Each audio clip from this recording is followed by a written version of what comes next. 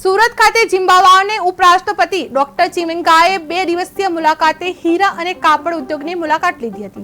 પલાસાણની ઐશ્વર્ય dying મિલમાં ઉદ્યોગપતિ રમેશભાઈ ડુમસિયાના માનવતાવાદી કાર્યની પ્રશંસા કરતા તેમણે આવા ઉદ્યોગ ઝિમ્બાબ્વેમાં પણ સ્થાપવા આમંત્રણ આપ્યું હતું।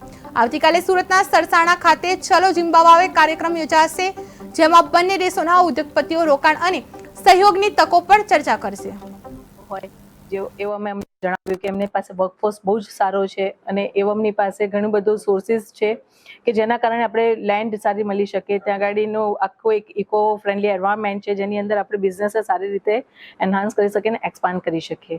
સો વી આર થિંકિંગ અબાઉટ કે અમે ઇન ફ્યુચર વેરી સૂન અમે પ્લાન કરી રહ્યા છીએ ઝિમ્બાબ્વેની અંદર ન્યૂ પ્રોજેક્ટ સ્ટાર્ટ કરવા માટેનો, and thank you so much for that.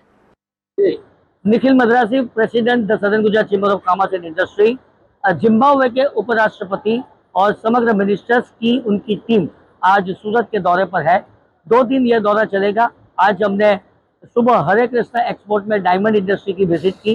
अभी हम जहाँ से रिपोर्टिंग कर रहे हैं वो ऐश्वर्या डाइंग एंड प्रिंटिंग मिल रमेश भाई मोदी का टेक्सटाइल यूनिट का हमने दौरा किया।